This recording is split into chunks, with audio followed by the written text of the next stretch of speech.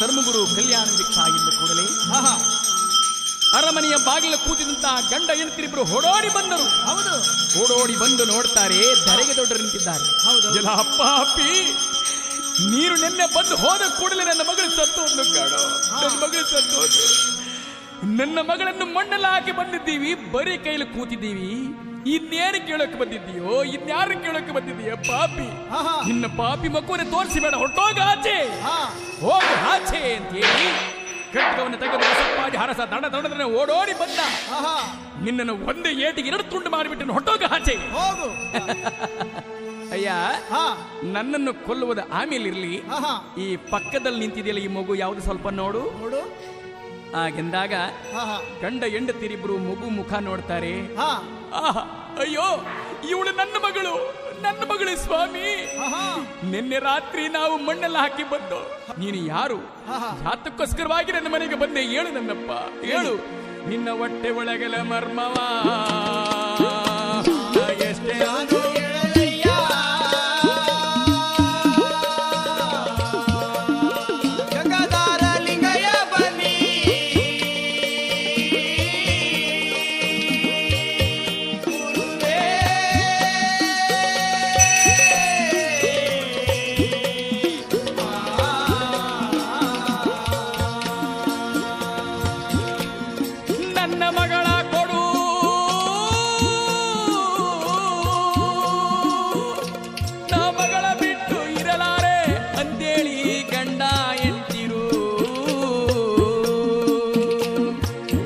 ದೊಡ್ಡವರ ಪಾದ ಹಿಡಿದು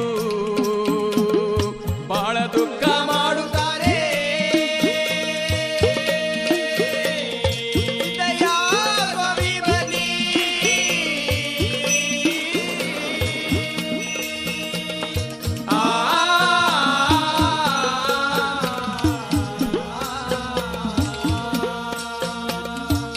ಇವಳು ನನ್ನ ಮಗಳು ಸ್ವಾಮಿ, ಇವಳು ನನ್ನ ಮಗಳು. ಹೌದು, ನನ್ನ ಮಗಳು ಬಿಟ್ಟು ನಾನು ಇರ್ಲಾರೆ. ನನ್ನ ಮಗಳು ಕೊಡಿ ಸ್ವಾಮಿ, ನಮ್ಮ ಅಪರಾಧವನ್ನು ಮನ್ನಿಸಿ, ನಮ್ಮ ಅಪರಾಧವನ್ನು ಮನ್ನಿಸಿ.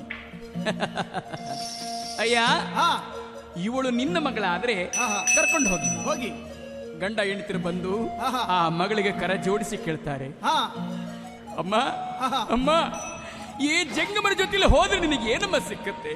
ಹೌದು, ಕೇರಿ ಮನೆಯಲ್ಲಿ ಭಿಕ್ಷೆ ಮಾಡಿ ಮಾರಿ ಗುಡಿಯಲ್ಲಿ ಮನೆಗೆ ಬೇಕಾಗುತ್ತೆ. ಬಾ ತಾಯಿ, ನಿನಗಾಗಿ 100 ಮಂದಿ ಕೈಯಾಳುಗಳು ನಿಂತಿದ್ದಾರೆ, ಬಾರಮ್ಮ ಬಾ ತಾಯಿ ಅಂತ ಹೇಳಿ ಮಗಳನ್ನು ತಬ್ಬಿಕೊಳ್ಳಲು ಹೋದರೆ ಆ ಮಗು ಹೇಳ್ತಮ್ಮ, ನಿಮ್ಮ ಹಾಲಿನ ಋಣವನ್ನು ಮುಗಿಸಿ ಮಣ್ಣಿಗೆ ಹೋದನೋ